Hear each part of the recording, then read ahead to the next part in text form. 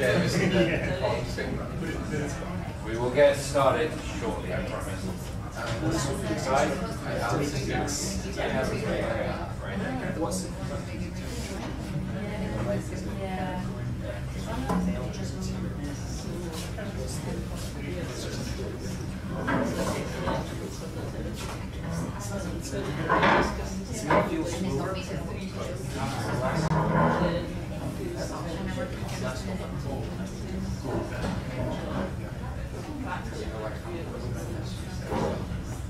Okay.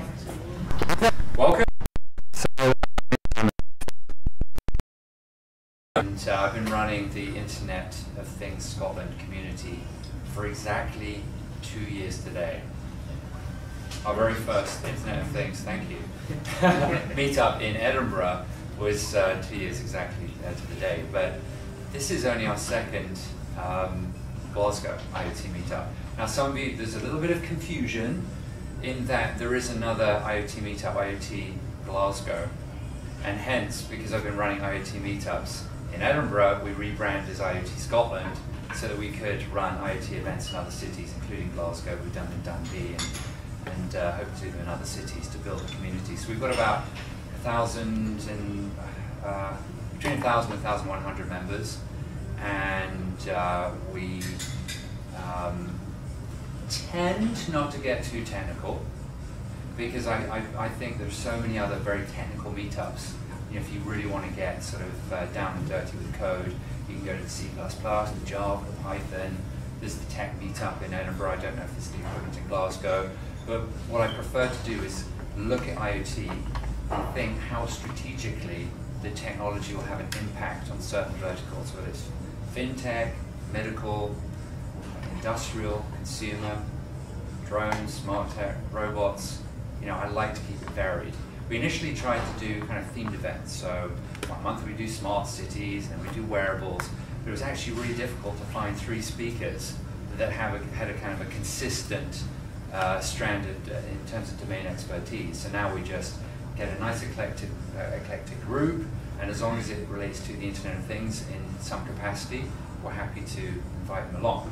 So the format is generally the first kind of opportunity is for you guys to share with the community whether you're maybe hosting an event, or there's an IoT conference coming up, or you're working on a particular project, or you're looking for collaborators, or you just want to sort of share something that you've sort of seen in the trade press that's IoT related. So this is what I call open forum. So is there anything that you want to sort of discuss, talk about, mention to the group, share with the group? Go for it. So when I'm asking, one of the things which kind of came onto my kind of desk this week was ScotRail are running a 8-week competition focusing on disruption management and also destination management. So it's I think it's going to look at this as if it's kind of a UK opportunity, proposing date 13th of July, and they're obviously kind of looking into using kind of the Wi-Fi in trains as a means of connectivity, but it's not focusing in on whilst you're in the train. It's when you're actually kind of at the stations and vice versa. So that's an open competition challenge, and companies get access. I think they get some funding to develop a brief, and also then the ones that are selected then go into an 8-week program kind of incubator and be located at any location, any incubation location. So it's online, so just it's Project Swiftly it's called, but it's quite hard to find. You see that? I love that approach in terms of open innovation.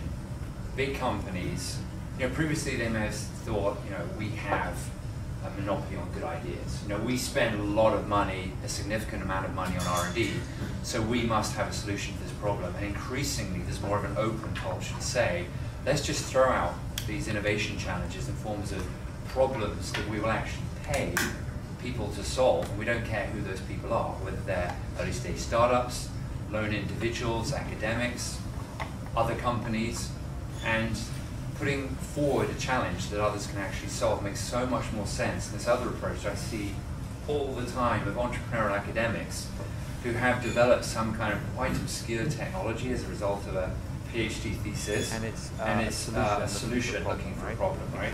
Exactly. So that just seems like such a waste of effort. Actually find an enterprise client that's got a checkbook, cash, and a problem to solve, and you can come along and actually solve that problem. When is that actually taking place, Alistair?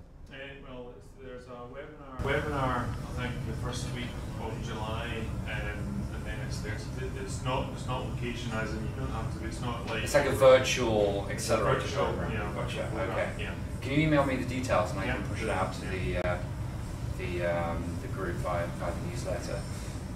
So, anyone else? Alison, you must be working on something exciting. Well, I'm involved with the Machine Learning Club in Glasgow.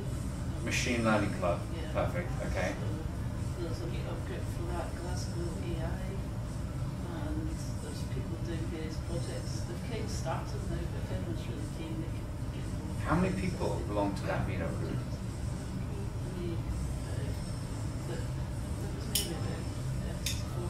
About 30 to 40.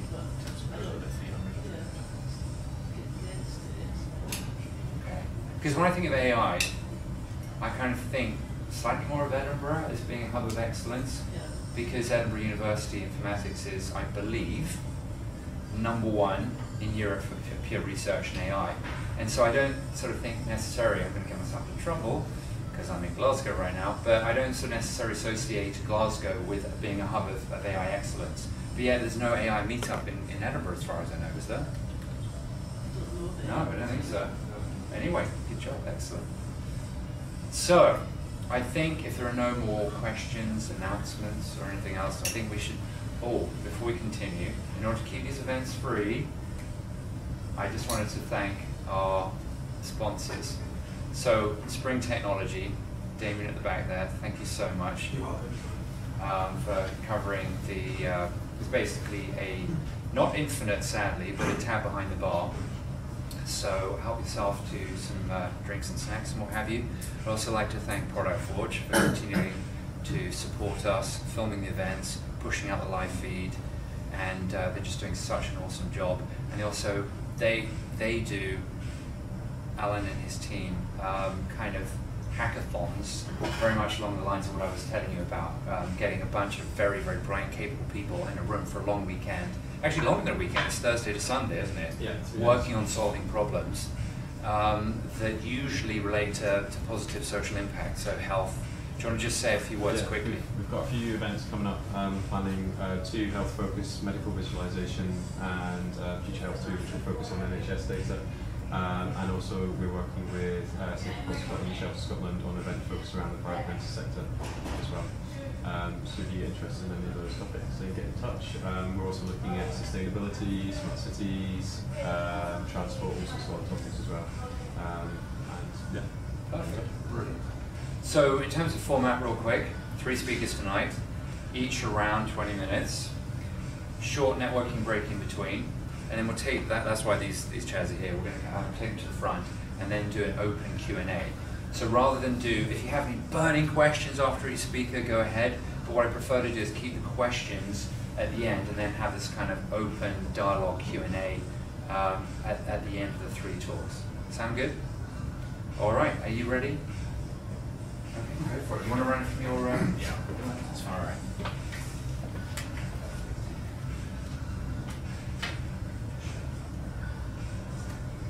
Fantastic.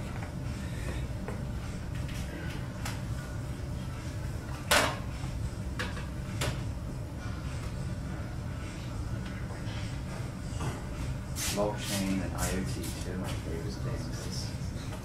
Yeah. 2 assignments favorite things in 1 sentence. Yes.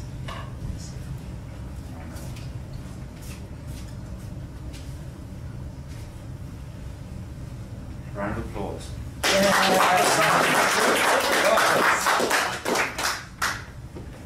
Hold on. Oh, I gotta mic you up. Oh, right. This seamless professional. For the millions of people following the live feed, I'm so sorry. you go. Apparently a lot of people watching the football tonight. It's a big game. So that's what we're in competition with. Yeah, you can't really compete against the Premier League. That's a tough gig. Anyway, over to you. No pressure.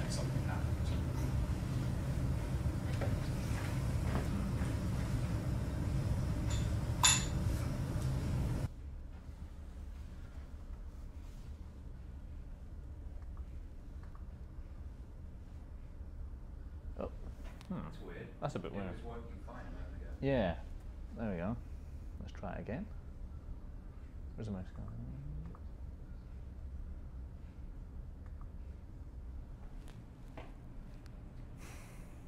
There we go. Second unlucky. So blockchain and IoT are two things that we don't tend to put together. We're going to think about, are they something we can make happen, or are they just this kind of unlikely pairing of two buzzwords? Because let's put it this way, blockchain's a massive buzzword and IoT is a massive buzzword. Can we make them work together? Is it possible? So when we think of blockchain, we tend to think of, not power efficient. There was meant to be a picture of a big, massive power station there, because what happens, well, blockchain uses an absolutely massive amount of energy. One Bitcoin transaction at the minute is using about the same amount of energy as a US household uses in an entire day.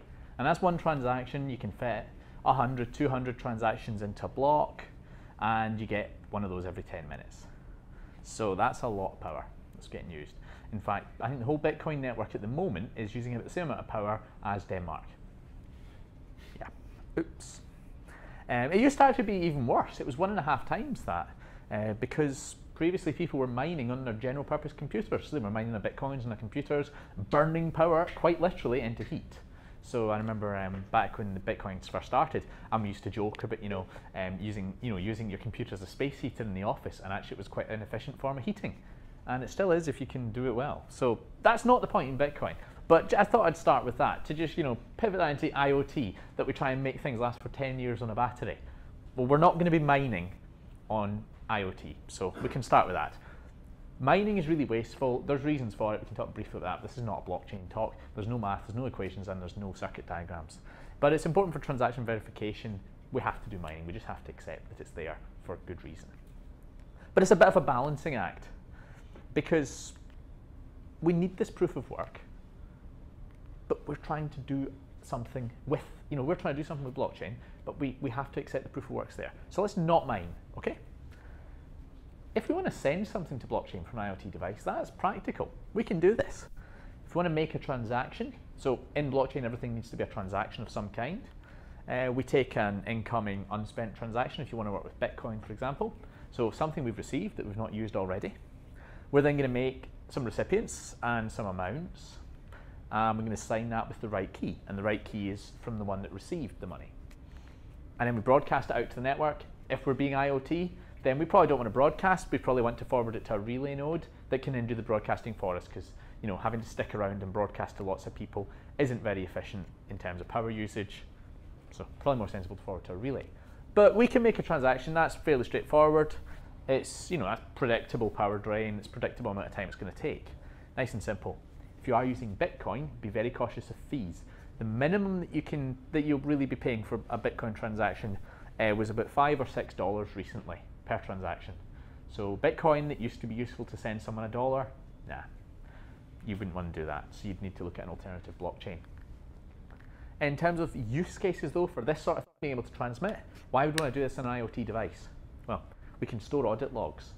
So if you've got logging or some kind of data on a device that you think, I want to store this somewhere where it can't be tampered with, it can only be appended, it can never be mutated, nobody can come along and clear them out, and it might work there. Or if you've got measurements, readings, data where perhaps people don't trust each other, you need to collate it together across multiple different places, then you could send those measurements or those readings to a blockchain. Obviously though, there are cost implications of doing this when it's $5 or $6 to use Bitcoin, so you'd have to probably use another type of chain. You could use it to initiate financial transactions or payments cryptocurrency.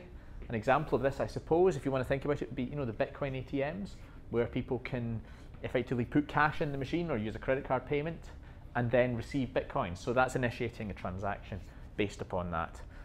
And you can use it to timestamp information as well, because once you put something in the chain, everyone can kind of verify where it is in the chain, how far back it is, and then roughly when it was put in the chain.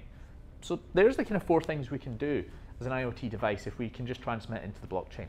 But if we want to receive, this might be more useful, I would argue, for IoT, but it's actually much harder to do. So if we were to receive things from blockchain, we could interact with smart contracts, smart property, so tokens and these sorts of things. We'd be able to, for example, have an IoT device like a door lock on an Airbnb, where somebody that rents the Airbnb engages in a smart contract, and that specifies a start and an end time of the rental, and during that period, the corresponding key would be able to operate the door lock. All sorts of things like that. You could do it for cars, pretty much anything. You could even do it for public transport if you wanted. You could use to see if payment services have been made, and if someone's paid for something, they can use it, and if they're not paid for it, then they can't. And you can use it to receive funds and check timestamps, see if things are there, things have happened, that sort of thing. So these could be quite useful for IoT devices, because I'm thinking, you could think about the different sorts of things that you could build and integrate with, a couple of actuators, some kind of sensors or things like that. Oops.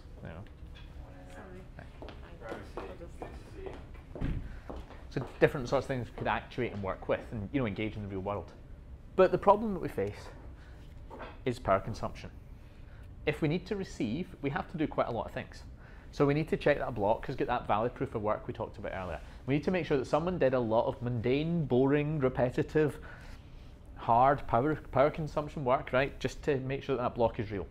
Once we've done that, we have to verify that the transaction is actually in the block. Then we have to go through a Merkle tree of transactions. So what that means is there's loads of transactions in this fancy structure, and we have to parse through the structure and hash up each and every transaction. It gets quite boring and slow. Then we need to verify the input signature in each transaction. Verifying signatures is pretty slow. That's quite annoying as well. And if you've got multiple inputs to a transaction, then you have to verify for each input. So if you want to talk computer science, which I hate, it's ON. This is not ON in any way. This is kind of ON squared or cubed, or something that's not scalable. And people have even been talking about blocks. People could build transactions that actually would take potentially longer to verify than they would to mine. So this is something that's a real problem when you're running on a little ARM Cortex. Then we need to find if there's actually a transaction that is useful to us. So blockchain's been designed with the kind of assumption that we don't trust anybody, but who cares if we use loads and loads and loads of power? When you're on a little IoT device that's just woken up on its Cortex M1, that's a bit of a problem. And then finally, we advance the state record of our network. So check if anything happens. So did someone pay me? Did something happen that I need to know about? Did a smart contract get triggered? But blockchain doesn't convey state. So what I mean by that, to elaborate on that a bit more, is conveying state would be a bit like saying, right, Simon's got £100 and I've got £100. Okay, now Simon's got 120 and I've got 80. That would be conveying state information. What blockchain does is it conveys changes. So it says, I've given Simon £20. You have to know how much I had beforehand and how much he had beforehand in order to actually work that out and then work out how much everyone now has. We don't convey that in blockchain. We have to keep a record of it and then work with that later down the line. That is a huge problem for this. There are 54.2 million unspent transaction outputs in Bitcoin. What that means is there are 54.2 million transactions sat there that at any point in time someone can come and say, I'm going to spend that. And each of these has to have an address and a value. So the address is the one that can spend it and the value is how much is there. And if we think about that, that's a lot of memory. In fact, if you do the calculation, it's 25 bytes for an address, 8 bytes for an amount. Let's assume that everything's 100% efficient, which it's not, and we need 1.8 gigabytes of storage just to store the amount of money everyone has in Bitcoin. That's not going to happen on your ARM Cortex M1. So you don't want to try and do that on a Cortex or any type of little IoT device. You need to, effectively outsource this sort of processing to a server somewhere. And now that means you need to connect to a server and trust that the server is going to act in your interests. It's not really practical to hold 2 gig of unspent transactions and then parse every block that comes in. So every block in Bitcoin is 1 megabyte. And a block comes in every 10 minutes. So you've got 10 minutes to process the block, and you're going to receive, 1 megabyte every 10 minutes, so 6 megabytes every hour. You can do the calculations with that. So is there an easier way? Well, hopefully.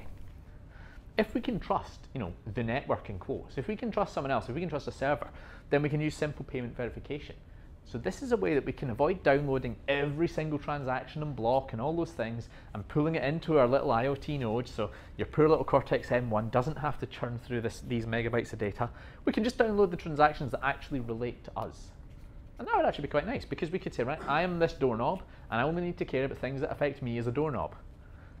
There are privacy issues of this, but people have solved it. You can kind of tell the server in a nice, clever way that we'll not talk about because it's disgusting math that's I don't understand either. But it does all sorts of things, and it pulls the information in, and it can tell you only transactions that should affect you. And there'll be a few false positives, but it's okay, it's not a big deal. It lets you verify those transactions. The problem is, we have to trust everyone else to verify. And in blockchain, there's no bank to go to and put your hand up and say, I got scammed if something goes wrong. So you have to be really certain about what's going to happen. And this is the kind of key message to take away from today in terms of blockchain, if you are wanting to work with it in any sense of IoT. You can't trust other people. Whether it's malice or whether it's just good intentions but bad execution. There was a time, this was 4th of July 2012 I think, and there was a bit of a mix-up in the blockchain, and transactions got approved in the blockchain that weren't valid because they didn't have the right signatures on them. But miners accepted them and put them in blocks. So if you were reading those blocks, you'd think they were valid unless you went and validated each and every single one. Any block with an invalid transaction is completely invalid. So any legitimate transactions in that block got reversed. If your transaction was in there, the one that gave you the money, you've got a problem. So in that case, they had to wait for, they were suggesting you waited for 6 hours during that incident before you ever accepted that any money had actually reached you. It's quite a long time if you're thinking about doing anything in real time with blockchain. As I said, people are lazy, miners are lazy, they'll do whatever makes them the most money. And in that case, they decided that they would make the most money if they just made blocks without checking them, because checking them was slow, so they didn't bother to check them. Yeah, no, that's not a good idea. So if it's too hard for miners, it's going to be a bit tough for our IoT device. So we don't want to try and verify everything. If we want to verify, if miners are checking the blocks, then confirmations will help. So when we've got a block, if someone else comes along and produces another block on top of our block, they're vouching for that block being valid. And if enough people do it, we can say, well, it's probably valid. But that means that we have to make sure that they're checking everything for us. You get a confirmation every 10 minutes. You'll not get it any sooner than that. What that means is we can't do anything in real time if we're going to wait for these confirmations. Real time is something that's quite nice because it's good for user experience. It's really good if someone can make a payment and get their beer here and now. Imagine trying to buy a beer with Bitcoin. When it takes 6 confirmations, 60 minutes to buy a beer, nobody's going to do it. If we're at risk of forks in the blockchain though, like if something's going wrong, we could be talking 6 hours before you can really be confident that the transaction is actually going through. So you have to really make a call as to how much money is at stake. Is it £1 or is it £100,000? Because there's going to be a significant difference in how long you're willing to wait. So you need to balance this based on the risks. So you really need, if you are trying to integrate with the blockchain in any way, you need to be balancing risks in terms of what are, how long are we going to wait, what are we actually going to check, are we going to talk directly to the blockchain, or are we going to have some trusted intermediary, are we going to build our own intermediary and then just talk straight to it, running on a server somewhere in the cloud, or are we going to use a third-party payment processor to do that for us. One final challenge to talk about in blockchain is which chain.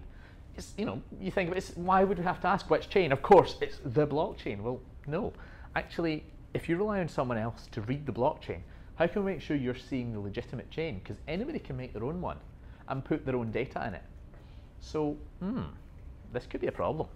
The right chain in blockchain is the longest chain that exists. So they all started at the same point back in history, and the right one is the one that's longest. And those are the rules. And everyone agrees to follow them. But if you're not seeing the full chain, you don't know that what you're seeing is up to date, or even on the chain at all. Someone else can make their own one, and so long as they follow most of the rules, you'll not spot it. So you can trick someone to follow a valid but short chain. I'll show you a picture of that in a second, but nobody else is going to recognize these transactions took place. But your poor little IoT device sitting on its Cortex-M1 that's only powering up every hour or two to solve things and check, it might get fooled into giving someone something that they shouldn't be getting access to. And that would let you double spend. So in double spend, effectively someone transfers the money to you in one transaction, but they keep that in a little secret chain that they're only going to show you. Meanwhile, in the real chain that they're going to show other people, what they do is they actually transfer the money back to themselves. And then if that one ever gets out, it will be rejected because it's already been spent. So you didn't get your money. So bit of a problem there. So in IoT, well, it's going to be difficult to get blockchain embedded fully in IoT.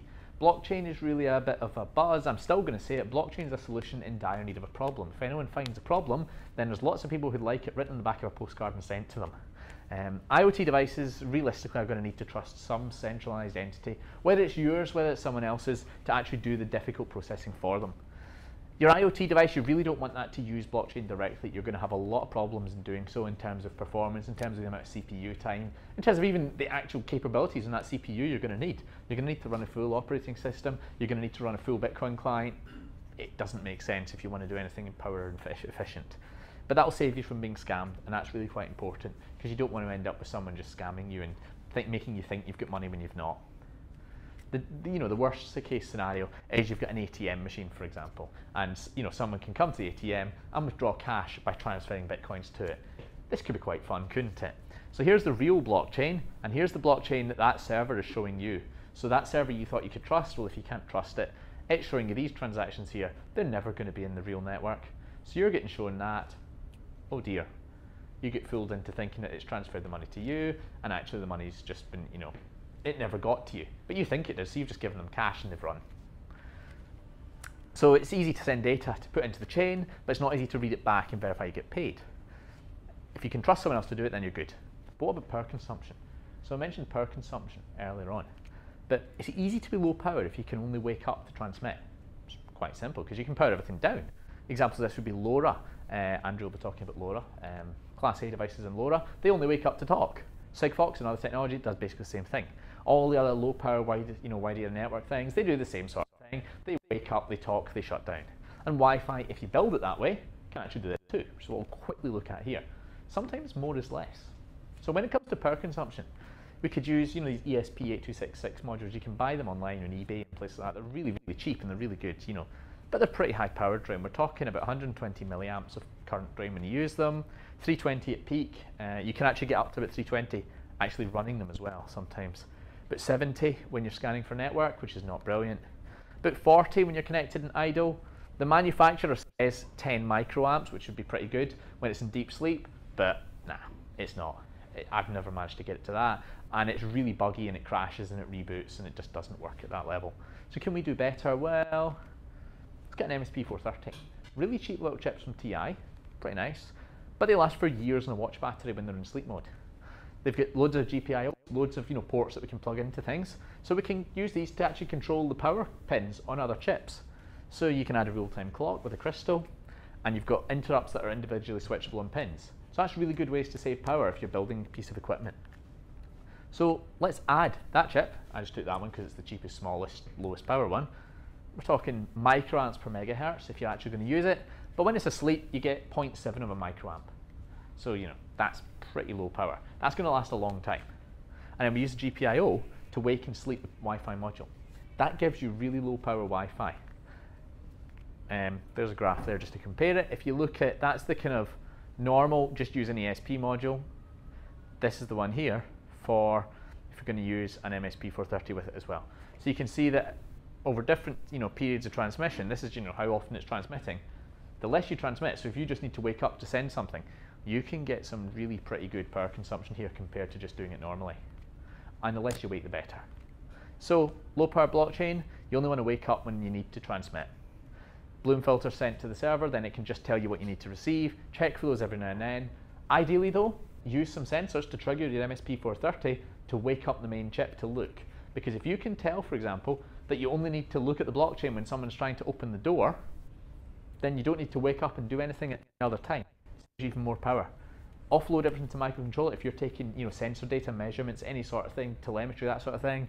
Gather those, batch them up, store them in the MSP430, and when you need to send them, wake the chip up once and send it out. And that's pretty much you. But you need to trust the server's going to act in your interests though, so you might need to build it yourself or have a business relationship with the person that's doing it. So in conclusion, it's really easy to send to the blockchain.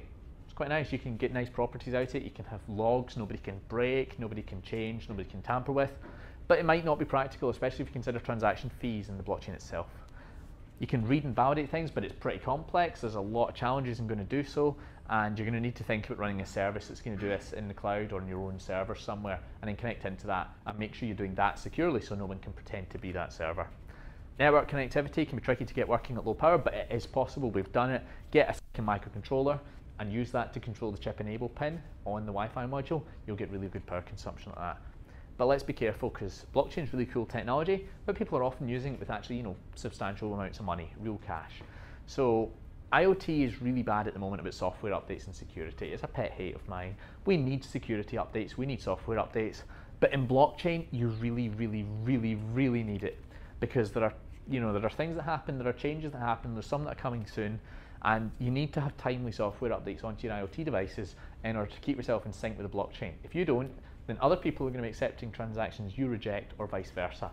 You'll get out of sync and you'll not have a clue what's going on, and people will be getting free service from you because they'll be putting transactions in that you accept and no one else does.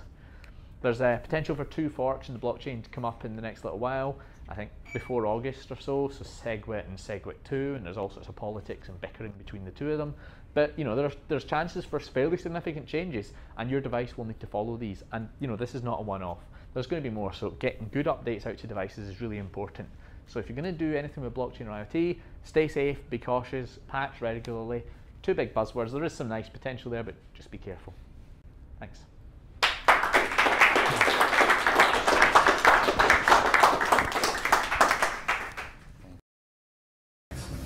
So,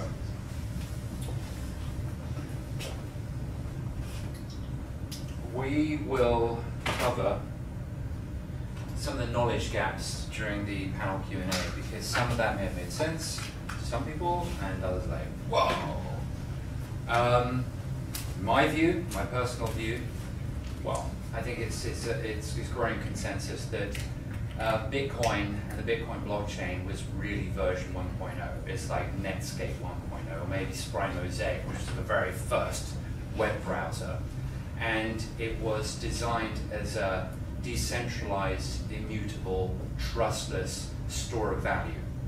So the analogy is it's a little bit like a virtual cryptocurrency version of gold, in a sense, where there's no sort of central government or central bank controlling the exchange. And there are all sorts of ethical and political issues associated with that. But I'm not personally interested in cryptocurrency. I'm interested in the underlying functionality of how the cryptocurrency works, i.e. the blockchain, and how that decentralized, peer-to-peer, decentralized technology can be applied to connected devices, in other words, IoT. And therein lies the problem. The Bitcoin blockchain wasn't really designed for that purpose. Hence, we've moved on, and we've got equivalents such as Ethereum, which is still a private blockchain.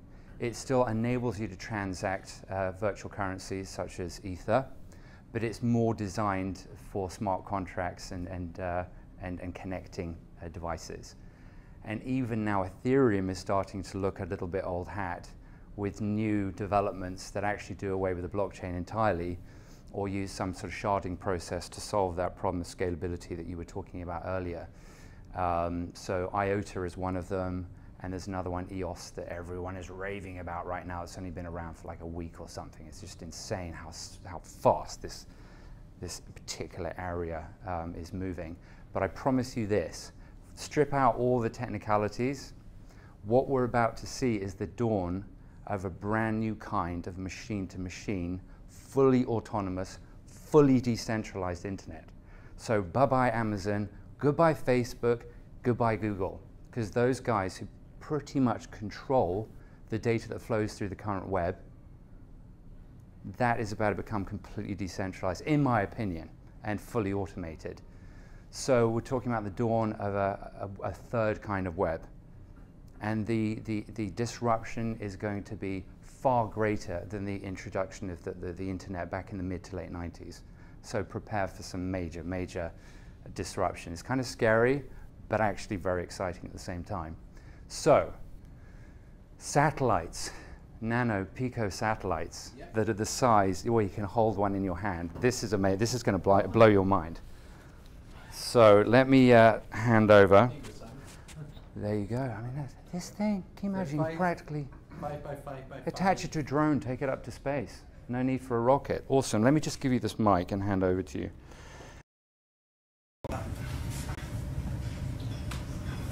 So Paliwoda from Alba Orbital. Is that right? Yeah, that's right. Paliwoda. And you're based near Livingston or in Livingston? Whereabouts are you? Pretty local. Right next to the Sheriff Court. Okay. So, local heroes, I like to call these guys, because they're doing fantastic things and they're just up the road from here. So, round of applause. Thank you so much. Right, give me a minute.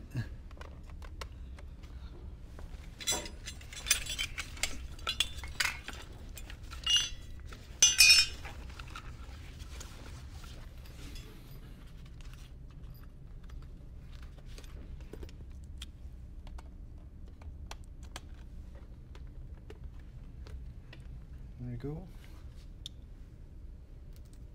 So you're launching nano satellites into space. Yep. Using a Chromebook. Using a Chromebook, yeah. Anything is possible. It's all possible. If only we could get a signal. Only if I could get it working. There we go. Okie dokie.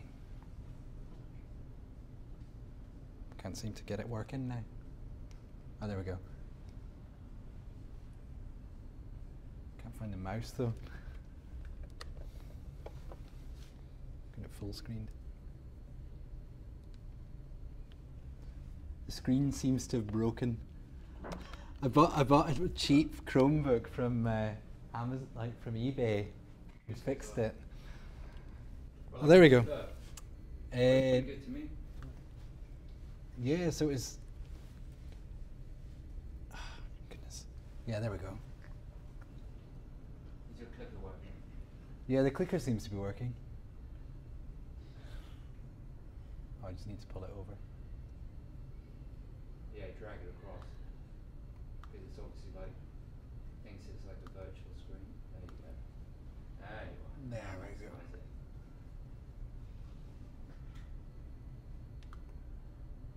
There we go. There we go. Fantastic.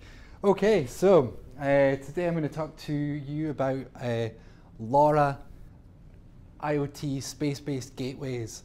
So the idea is essentially to use a satellite this size, 15 centimeters, 5 centimeters, and 5 centimeters. It's about the size of a bottle of beer.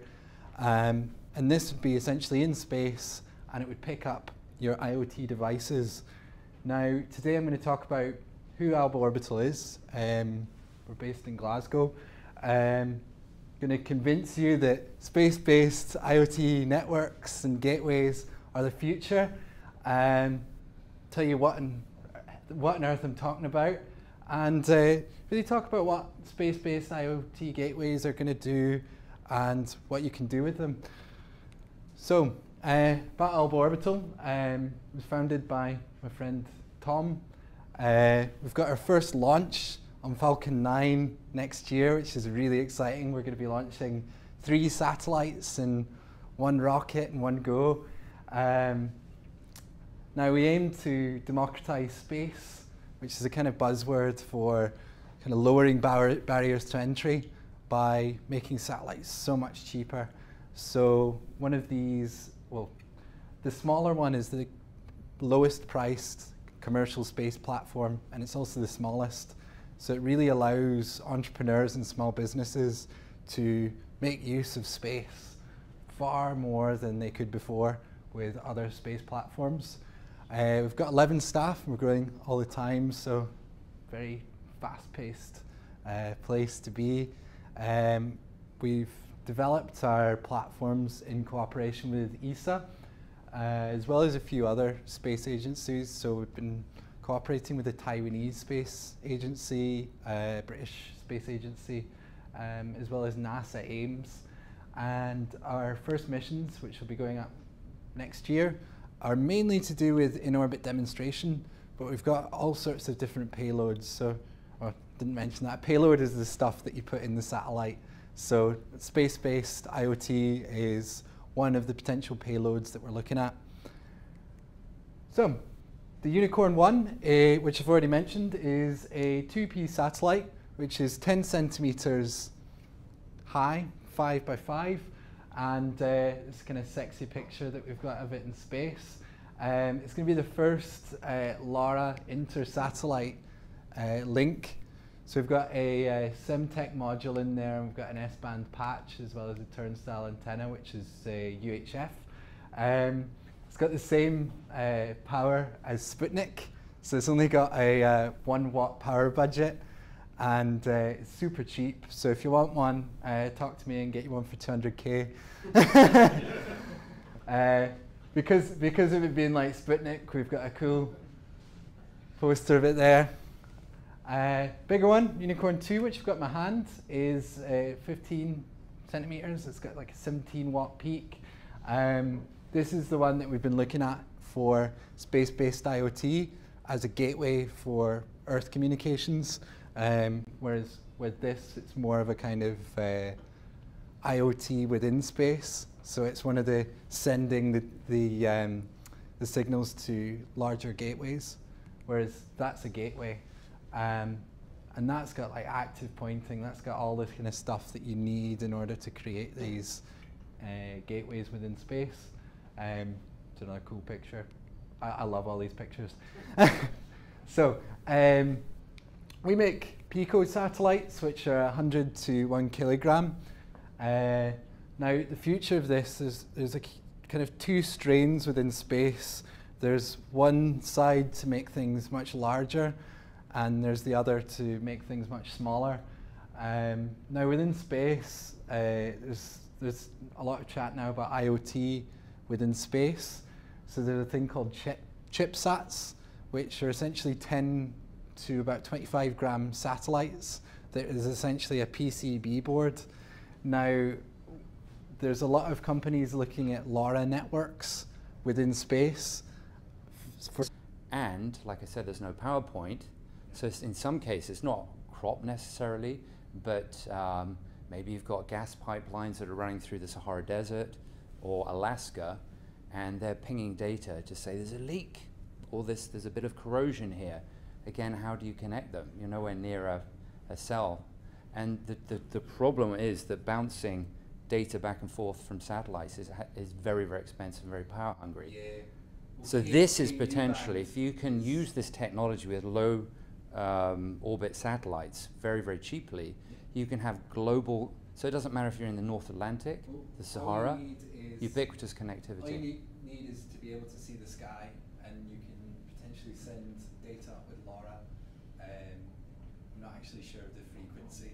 I'm not a radio guy. Well, it depends, yeah. In terms of latency, and we actually covered that last night because we had a guy from Sigfox, but honestly, what would you say? LoRa's 868 megahertz. Okay. So I think there's multiple frequencies that you can broadcast at. There's a bit of flexibility there. But generally, it depends on the requirement. So for example, silly example, pot plant. You can actually have a smart pot plant that will actually ping you, and you get a notification on your smartphone, your smartwatch to say, hello, I need watering. Now, if there's an hour delay, or even 24-hour delay, what is the worst thing that can happen? You get home, your pot plant's died. However, if this is a sensor that's embedded on an oil rig, now they're talking about dark factories and dark oil rigs, where there are no human beings because everything is fully autonomous, run by machines. So drones will buzz around oil rigs, they'll inspect, they'll repair, maybe they'll have a 3D printer on board, so they'll be actually able to repair on the fly. No humans required. Now, if there's a fire, you want that data to be sent immediately.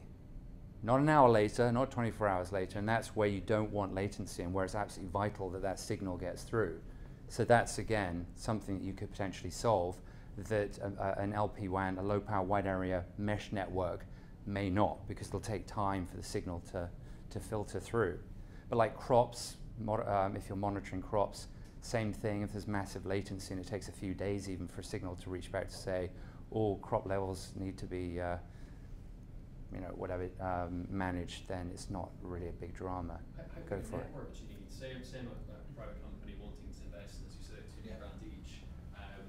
How many do you need up there to provide constant coverage? Well, you'd need a constellation, so you'd need more than one satellite, of course. Now, the best way to do it would be to have lots of different satellites and lots of different orbits. So it was called LTANs. So you'd be able to get essentially a satellite to go over every 90 minutes. Like a satellite would pass every 90 minutes, but by having a different LTAN, it means that you've got all different times of the day. You'd probably need at least 4 satellites to have a good coverage of the Earth within a polar orbit. With LoRa, it sends out in bursts. I think it's every 90 minutes. Is that correct? Depends on your setup. Yeah. 90 minutes would be about right. Yeah, as far as census, I think Stephen at Census told me 90 minutes. But yeah, so for it to be as efficient as possible, you'd need as many as you can throw up. Cool. Let's take a quick break. And then we've got Simon to talk about smart cities. Are the snacks out there? I'm not even sure. Yeah, I think there are maybe some nuts and nibbles on that table. And we'll get started with the third speaker, and then we'll do the Q&A, and then let's have some more drinks after that.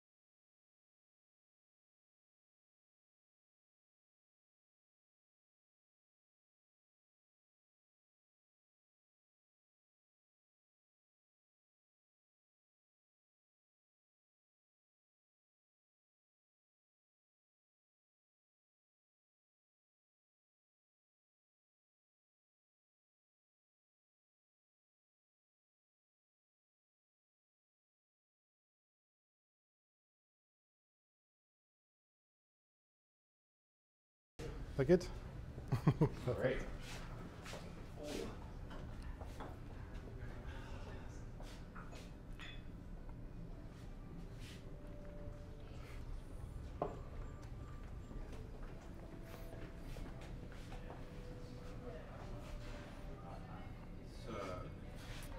There's a few stragglers out there. Are they coming through, or? I'll go and grab the stragglers.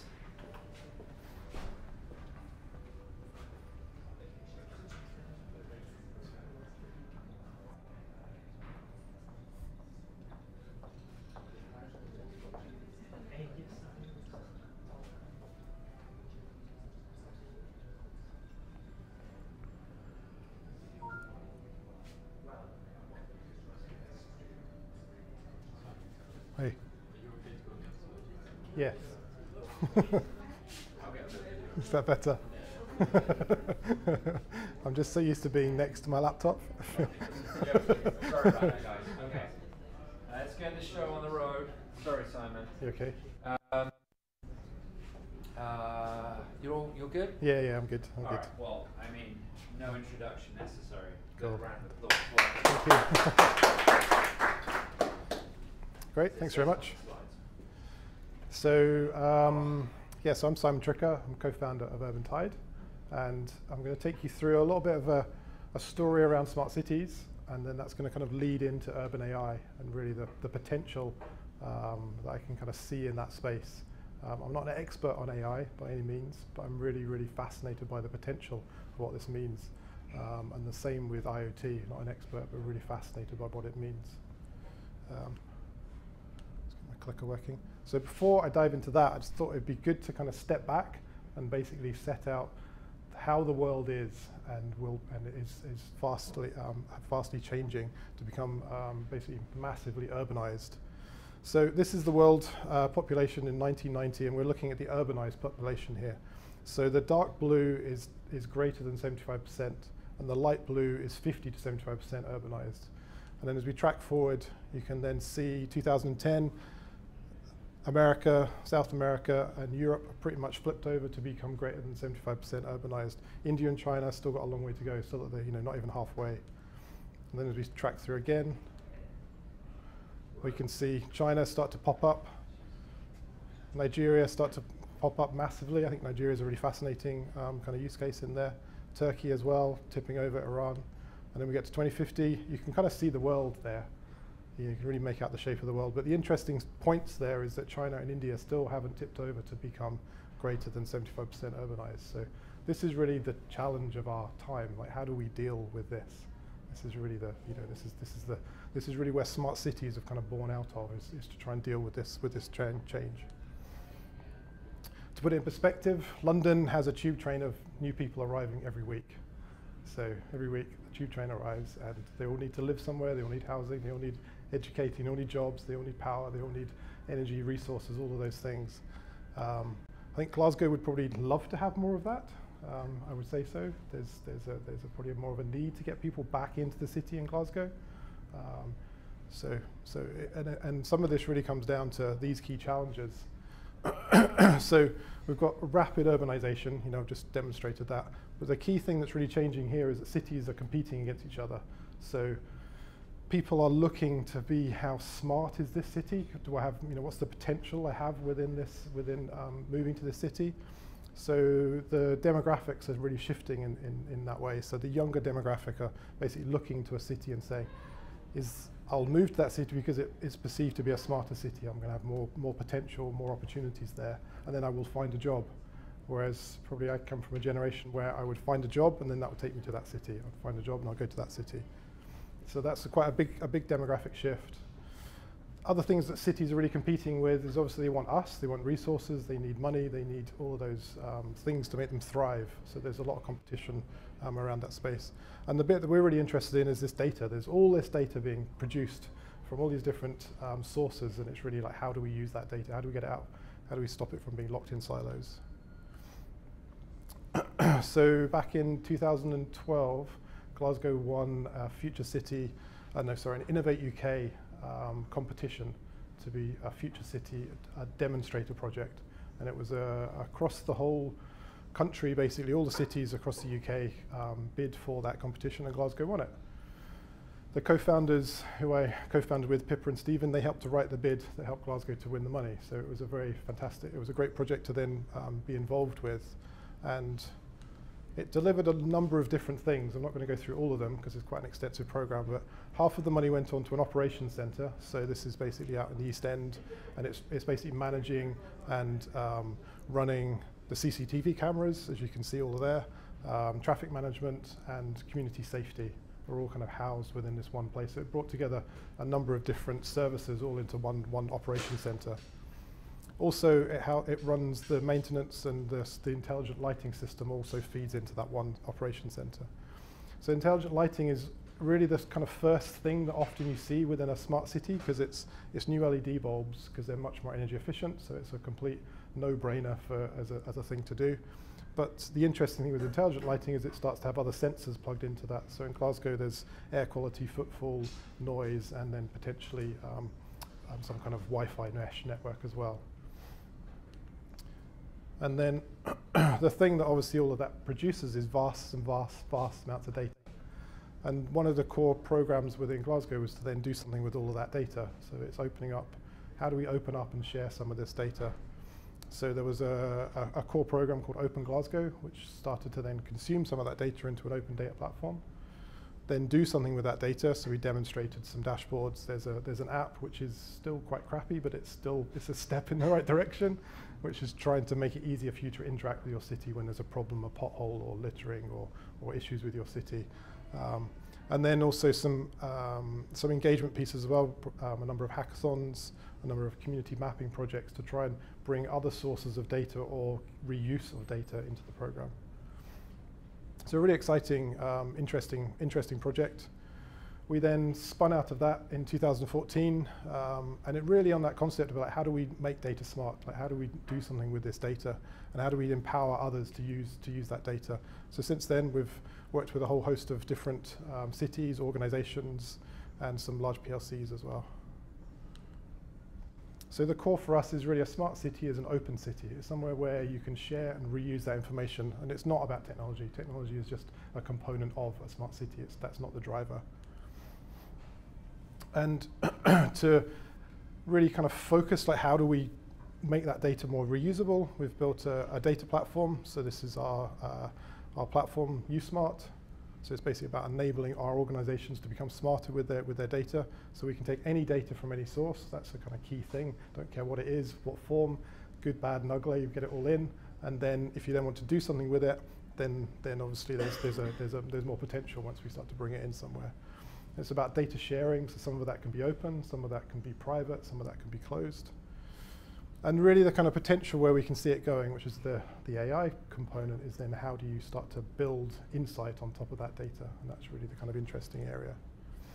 So we're starting to develop some sort of R&D projects around that space. We work with clients when they're trying to solve specific problems and they've got all this data, then how do they make that more reusable? So I'm not going to go into specifics about this. I want to kind of step back again and kind of look at the kind of three waves of AI as I kind of broadly understand them. So kind of step one is kind of handcrafted knowledge. And this is basically where you need an expert, and he needs to have sort of very logical rules.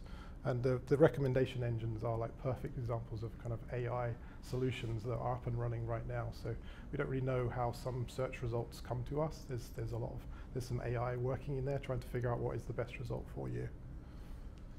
The second stage then is statistical learning. So it's basically taking lots of these different models and really trying to learn what's the best solution. And this is where self-driving cars are really operating in. So they're using lots of different predictions to try and learn from, is that a person? What's the risk value on that?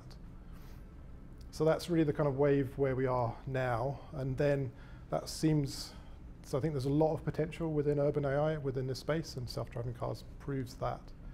And then the next kind of big wave is contextual adaptation, where it basically discovers for itself.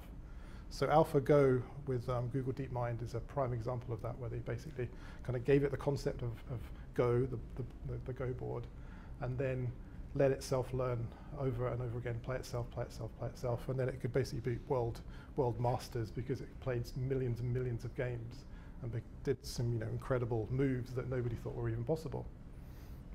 So I think an interesting one on that one is there's more moves in AlphaGo than there are atoms in the universe. It's that insanely massively complicated, and Google DeepMind beating a human at that is kind of like a 10-year jump in AI. It's quite a profound change. But there's still a whole pile of work, and this is John Launchbury from DARPA. Basically, a lot of my quotes there are from him, and it's basically there's a whole pile of work still to be done. So what's really kind of helping with this is obviously this exponential growth within computing. That's it's unstoppable. I think the kind of core here is that it doesn't matter when wars happened, when crashes happened, it's irrelevant. Basically, this curve is ongoing, and the prediction is human intelligence by 2029. So if you think 10 years ago, I think it was today, 10 years ago today, the iPhone launched. So 12 years from now, we could have an intelligent computer that's as intelligent as us. So it's quite a profound change, which is really happening right now. So autonomous vehicles, those are obviously the ones that we're kind of getting lots of press about, lots of interest around those areas, and this is an example of how an autonomous vehicle starts to see the world. I've put the question marks because it's a little bit unknown. Like every time you read something, suddenly it's going to be this year or it's going to be this year. I think fully autonomous, where there's no steering wheel, is 2022, 2025. But Tesla is saying at the end of this year they're going to do a state-to-state journey without the driver touching the wheel. So from one side of the state to one side of America to the other side of America at the end of this year. So, and it's because they're basically machine learning. They're testing out their software all the time while drivers are driving. So they're sort of they're self-learning. So from an urban side, this obviously has profound change on how the cities are built. What's the fabric of our cities when we've got all of these new autonomous vehicles driving around? So this is an example of an American city, and it's basically 20 to 30% is used up by parking. So that's a lot of space, which is kind of suddenly becomes freed up for other activity, not just parking cars that sit there for 95% of the time. The kind of car ownership concept is, I think, going to, again, profoundly change. It seems like a crazy concept that we spend thousands of pounds to buy them, thousands of pounds to run them, thousands of pounds to insure them, thousands of pounds, and all they do is sit there. If we had any other asset that was used in that same way, we would kind of get rid of it. So it's going to change, and mobility as a service is the concept that's obviously coming through, and that's another core component of smart cities. Obviously, we want to make them secure. Yeah. This is the potential of, this is a great clip from Fast and Furious 8. If you haven't seen it, the zombie cars. So obviously we've got to make sure that they are secure so that we don't end up with so that kind of then leads me on to the next kind of component of what AI will mean is automation. So, and I think this is probably, I think it probably will be. It's going to be one of the shortest careers. How long has an Uber driver been around? And then there's literally, how long is it going to be before you don't see that figure in front of you? It's going to be an autonomous vehicle. It's not that long. It's not that far away at all. So what does that then mean? So this is actually a report just a couple of days ago that's from the Future of Employment. They've kind of 30% of tasks across 60% of occupations are going to have the potential to be automated. And there's some list of the least safe jobs within that. So I hope none of you are in that space, because it's obviously not looking particularly a really robust type of employment. And then the interesting then is the safest. So this really kind of points to the future, that it's the human interaction which is the important component, not the task. So a lot of our tasks that we do every day are very repetitive, and obviously this is much more personal. So maybe there'll be this shift where the personal interaction will be valued at much higher than it currently is. You think how much a nurse or some of these people get paid, they don't get paid a great deal compared to some of the other more automatable tasks. So there's quite a profound shift there. I think this is a great little visualization tool. Again, you can have a play with it. So McKinsey brought this little tool, little tabular tool, so you can basically look at the different sectors and the potential of the automation potential of those different tasks. And the kind of statement at the top, you know, AI is blind to the worker's collar, so it's going to affect every type of work that we currently participate in: blue collar, white collar, and management. So this is maybe, I kind of feel a little bit like this in a startup where you're basically doing 7 or 8 different things all at the same time, but across simultaneously, you know, trying to work with different companies doing different things all the time. So I think this is, you know, potentially where the future may be going for us, is where we're having to juggle, you know, we need a big skill set. It's not just a case of being niche in one thing. You need to be able to be good at multiple different things. Or we look at new forms of income. So there's some nice, interesting ideas emerging with this. This basic income concept, or universal income, and it's great to see Glasgow are exploring that. You know, this is a study. It's quite a small study, but I think it started in spring this year. So we'll see what the results are. But it is to try and change the way that we think about, you know, giving welfare money and having a fundamental basic income, so that you can do some of the more human, important tasks, taking care of your family, taking care of you know, others around you, and the automation starts to get done by machines. So just kind of the last couple of slides now. This is really, I think, where the IoT component probably comes in, and where we're really starting to see this kind of AI and IoT, and the kind of AI will kind of sit alongside our tasks. It will support our tasks. It won't replace everything. It will just kind of support. So this is a worker, and he's obviously, his HoloLens type headset there is feeding him information that's obviously relevant to that specific task.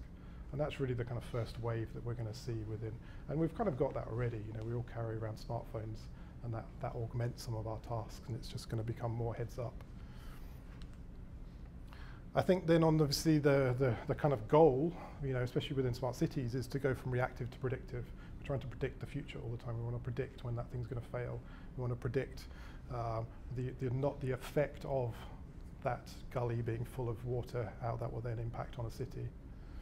So there's obviously a lot of money and a lot of investment going into that space, you know, how we can sort of predict the future. Or we can kind of look at this hyper reality. This is a kind of I think a really crazy kind of example, but it's also interesting, like city points there. You collect your city points for using public transport, rate your driver. You know, these are all things that we kind of do, you know, with our various devices. But this is obviously coming heads up, points of interest again, you know. And this is, I think, quite a fun, you know, is hyper reality example of. I don't think the future will quite look like this. I'm worried if it does, but I won't be surprised if some of this does start to filter through. You know, you can see with AR, augmented reality, kind of really where it's starting to go, and yeah, the kind of shopping experience as well. Get bonus points for doing your shopping. Anyway, the links are up here, so I'll share the slides with you later. Yeah, it is. Yeah. So my kind of 3 takeaways from tonight's talk is that data is everywhere. That's the underlying component of all of this. It's just masses amounts of data coming from all these different sources, and it's really about how do we do something with that data. That's really one of our key challenges. AI is here. We're not waiting for it. It's here right now. It's impacting on our lives every day, and it's only going to get more profound and more impactful. And obviously, this is the key component. Is really, it's huge ethical and policy changes are going to have to be discussed and decided. You know, the self-driving cars is quite a profound impact that will have. You know, it's going to have to make a choice between saving the driver and killing somebody, or killing the driver and saving that person. And those are choices it's going to have to decide. And then who's liable for that choice? Is it the software company? Is it the car company? Is it the insurance? Like, yeah, you know, it's a complex area, and this is all going to play out. And technology is just marching forward. You know, the exponential growth is going to continue to happen, and policy is going to have to try and keep up with it. Thank you.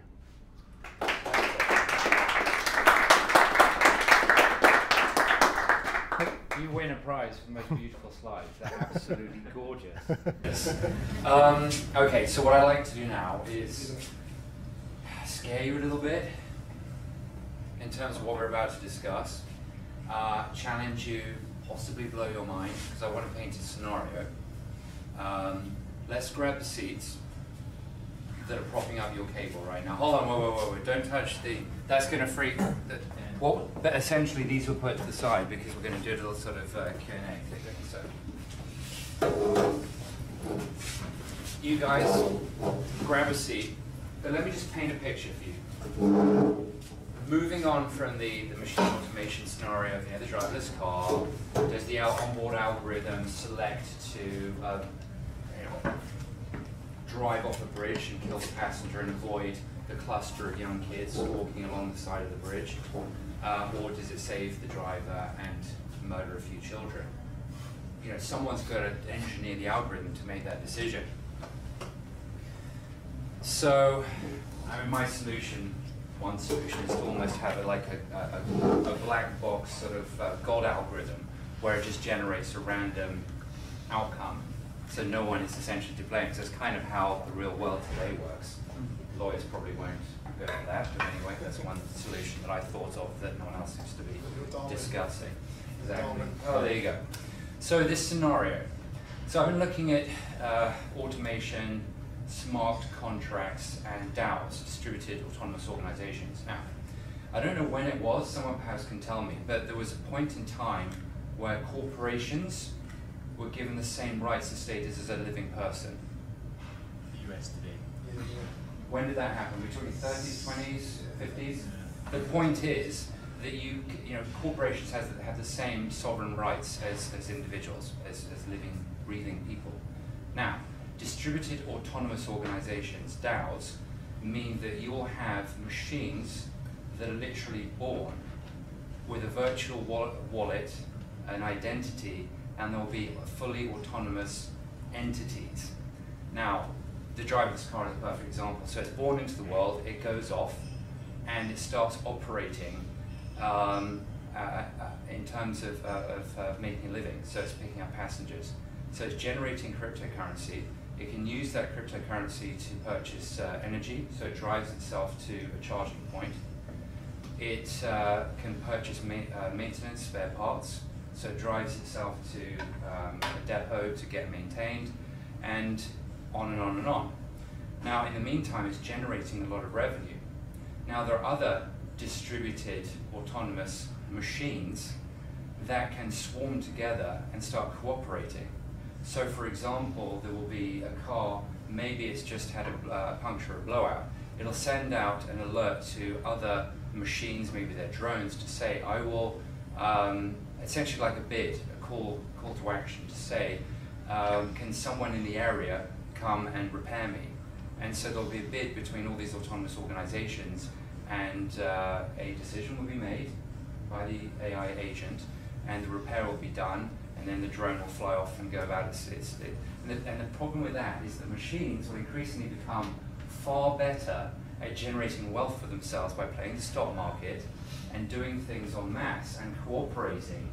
And so that's the sort of scary real-world scenario that, from a technical point of view, is not that far away.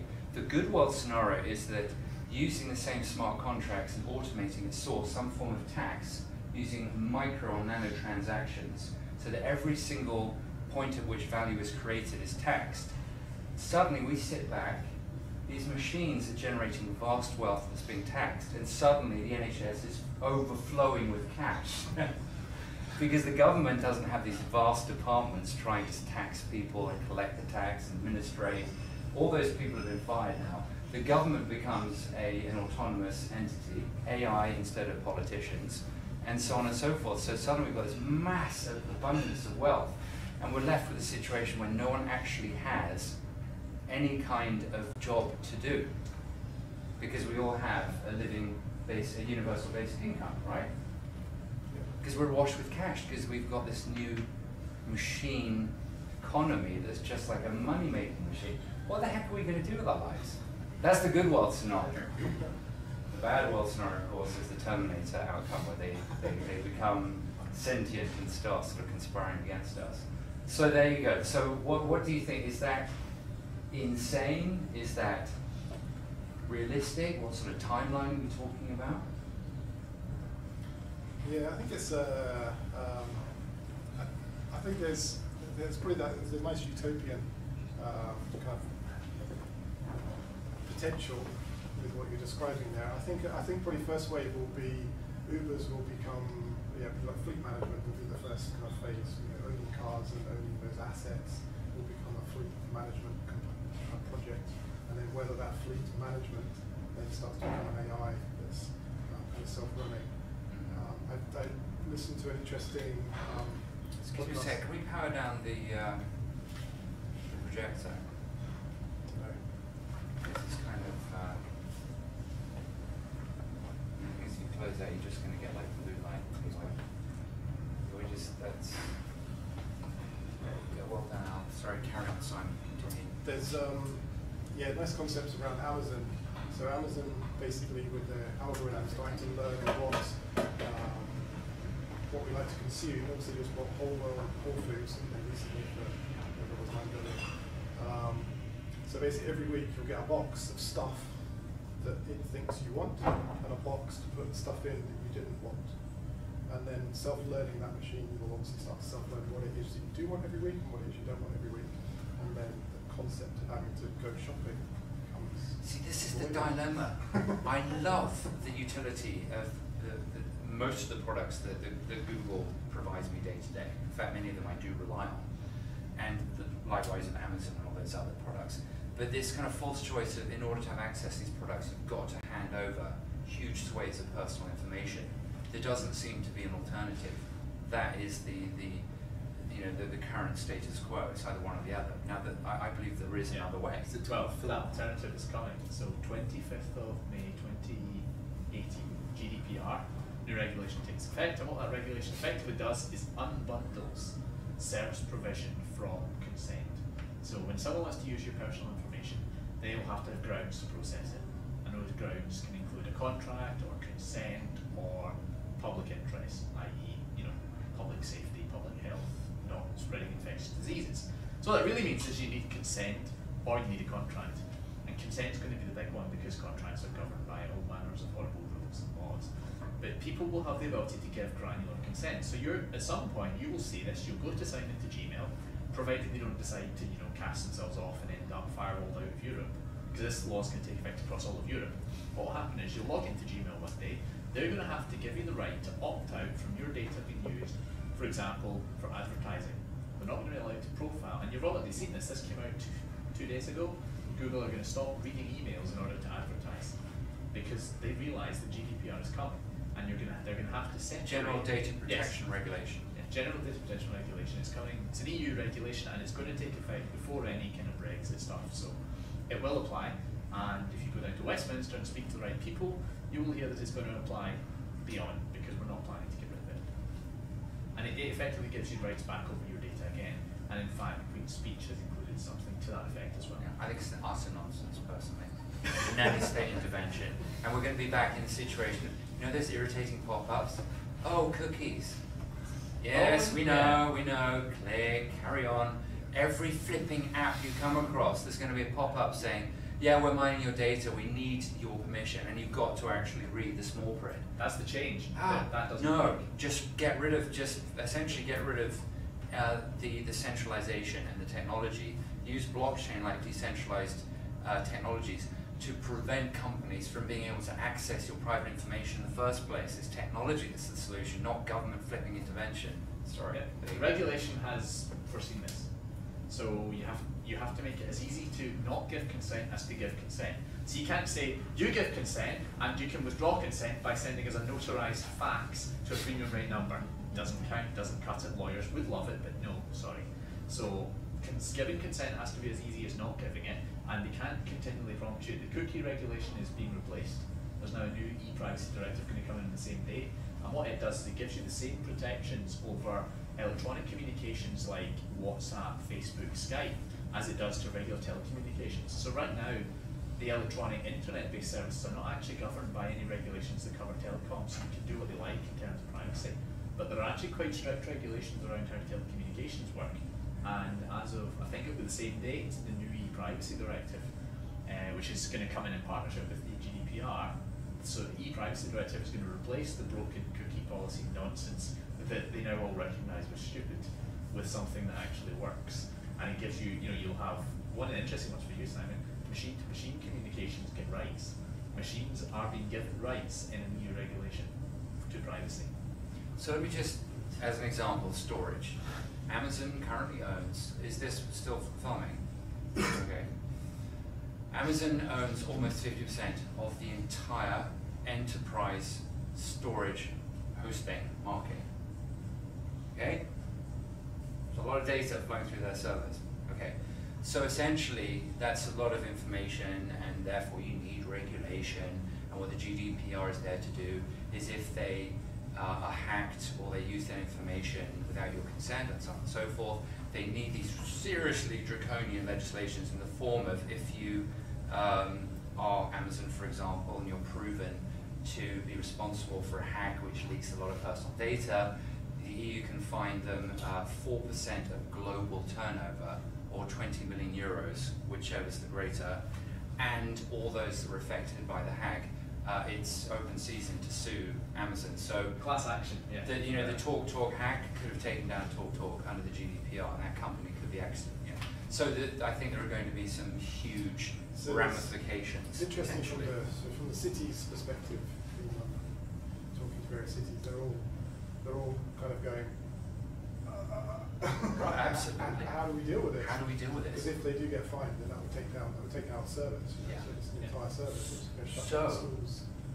What I'm saying, and I agree. I think it's not going to be the Googles and the Facebooks and the Apples of this world, because in some senses they're above the law.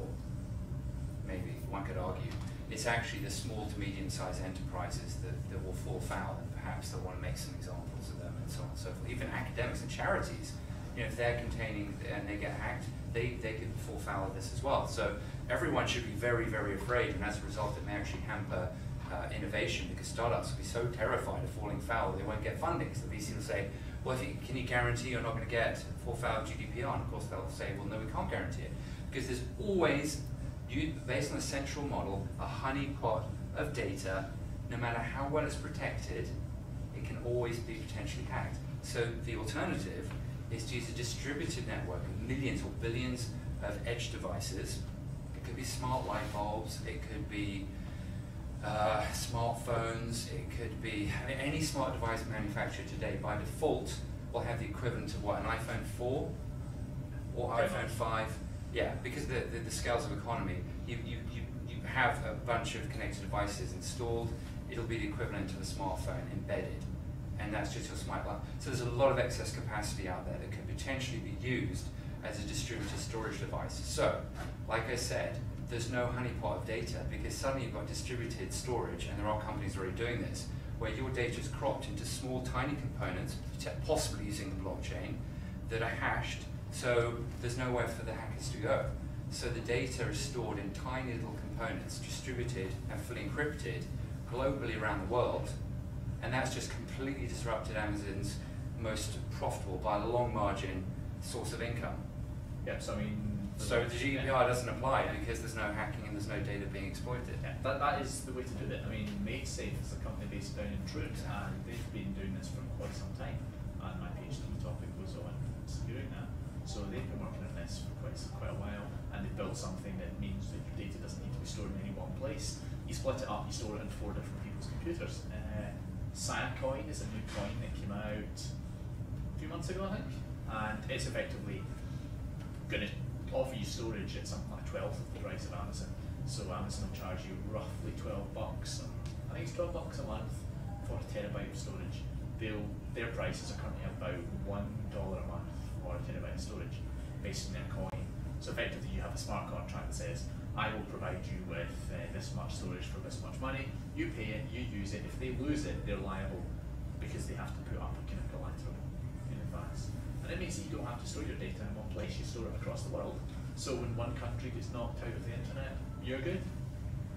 Because these distributed denial of service attacks are causing havoc. We're talking about strategically important national assets like power stations, again, because they're holding their data in a centralized server, being taken out by these massive distributed denial of service attacks. I think we just need to look at, just rethink the way that the internet actually currently operates. But the trouble is there are a few very, very, very powerful stakeholders that really don't want to see things change. So if you look at if you look at the evolution, Web 1 was, hey, we've got this idea of a web. Let's connect our computers to the internet. Let's talk. Let's do things. Web 2 was the API model. So Web 2 was the API, but actually it was the silo. So it was originally, hey, we'll give you an API, and you can now scrape the Twitter API, but we're keeping the data. And people have now started to realize, so every social network is through a curve. The rapid growth, the freedom, the do what you want, that we don't really pay attention.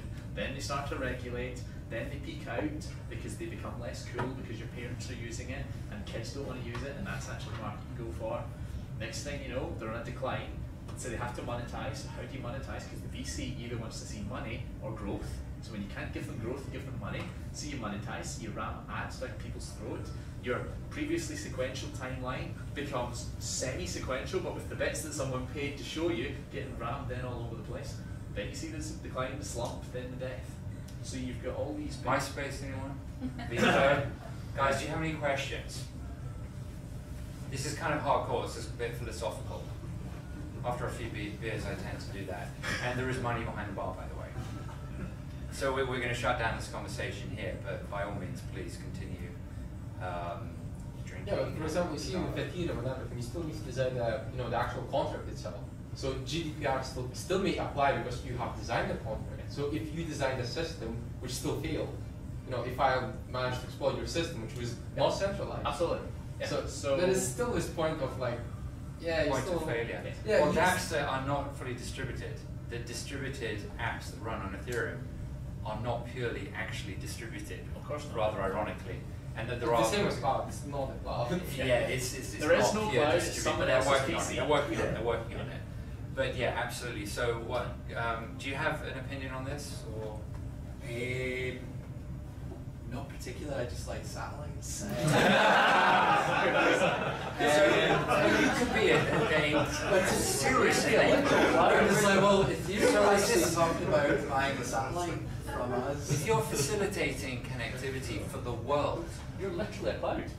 Yeah, you are a distributed cloud structure above the clouds. So, but do you have like a philosophical, ethical standpoint, or you really just like whatever? We just don't want to put things in space.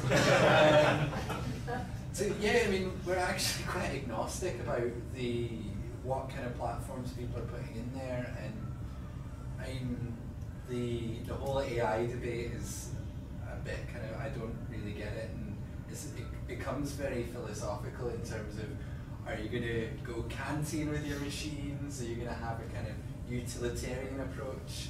And that's not really kind of a conversation that I've really approached before, to be honest.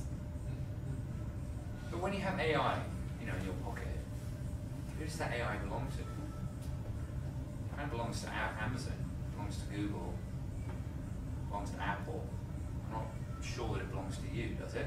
Yet these devices, or at least the AI that are going to be embedded in your body at some point, are going to be monitoring, controlling every aspect of your life. And you're going to become increasingly reliant on it. So it is quite important, I think, to have this discussion sooner rather than later. And obviously someone's going to try to marry. Huh? Marry it. Marry, as in marriage? Yeah. Well, they're talking about smart contract marriages, where you literally have it on the blockchain, and today I'm married, and the government is informed, and then your taxes are managed in a certain way, and literally next week you're like, okay, smart contract, and everything is fully automated. The divorce, the papers, the tax regime. For divorce, because you can't hide done. assets. All your jobs are gone. Because it's immutable, and it's transparent, so it will eradicate fraud, theoretically.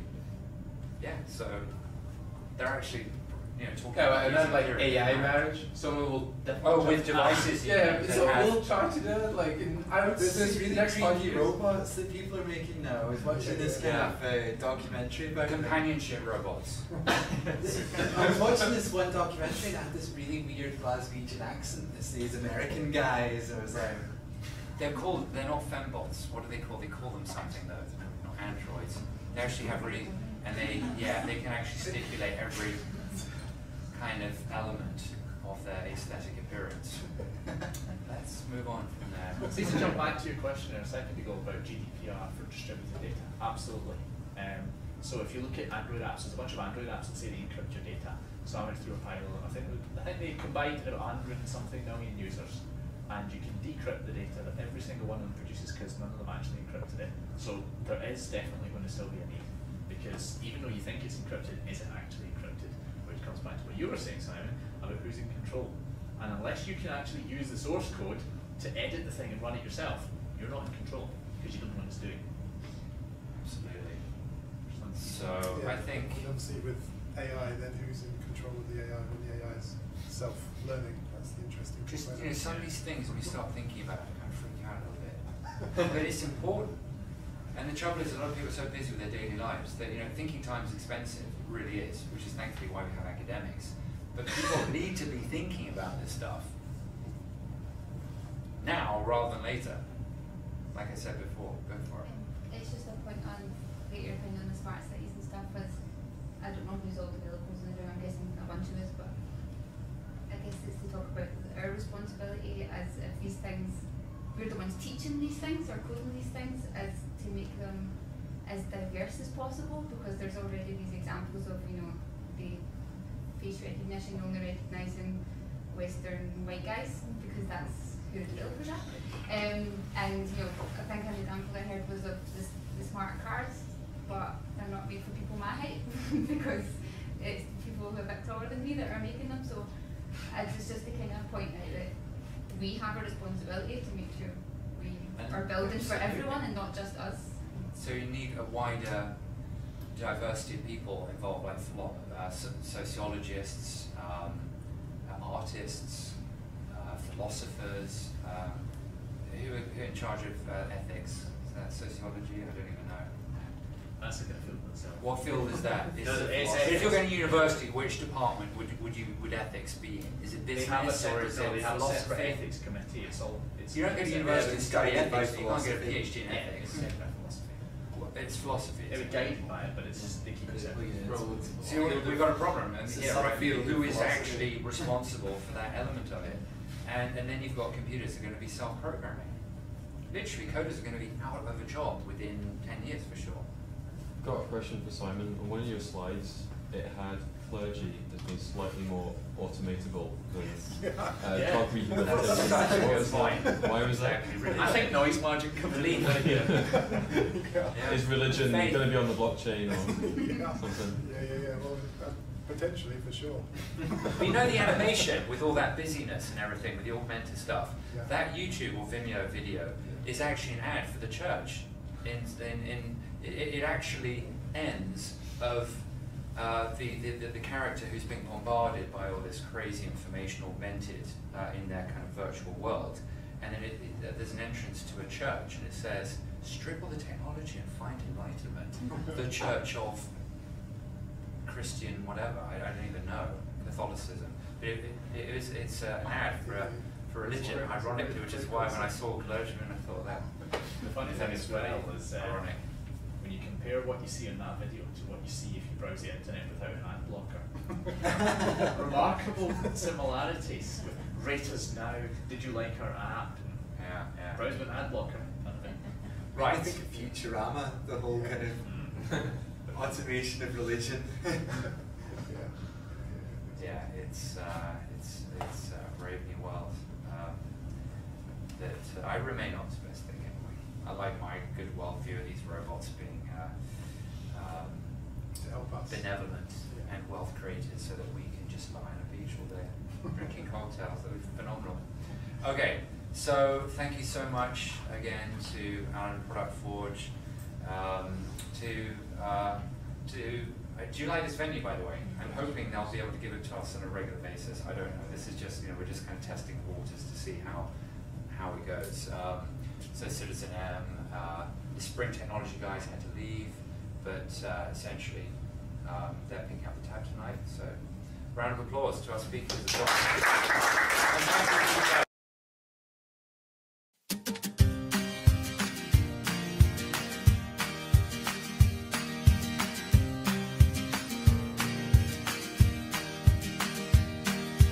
My name's Alex Chandler, I'm a mentor here at the Cancer Data Dive. We're looking for people to come up with innovative ideas or solutions to the use of cancer data in Scotland. So we had a Future Health Product Forge back in January. It was really, really interesting. It was such a great environment and it always amazes me how much happens. It was great to build on the success of the last Product Forge event that I went to. It's great to see so many people that I recognise, including colleagues that are back, and it's so exciting to be able to combine the open data that we released for that event with the addition of synthetic data. I'm really enjoying it. I've got a solid team, got a good idea I think, and we're making good progress. Our team's fairly diverse, so I've been to previous hackathons where it was just developers and you don't quite get the industry experience or the industry perspectives because of that. So when you get to work with other people, get a range of insights, a range of more connections, your hunch actually turns into something else. I think we're working pretty well together. We all come from quite different levels of knowledge of cancer and data. I think together we're creating something good. So I was really keen to come along. What I'm surprised about is how quickly the teams have really got to grips with the challenges that people like us face. That's amazing, that's been great. No, I've never been to a hackathon before. The teams have some brilliant ideas and they're also passionate about it, which is amazing considering most of them only met last night. And this one is more structured in terms of the way that the teams have been bonding. And also you get more knowledge on what other technologies can be applied in your field. This kind of intensive innovation is just new to me. I just think this kind of environment is probably really good at breeding, creativity. I think a lot of the ideas they came up with in the first 10 minutes are actually good ideas. We find a good idea and we are going for it, and I feel it's going to make a change.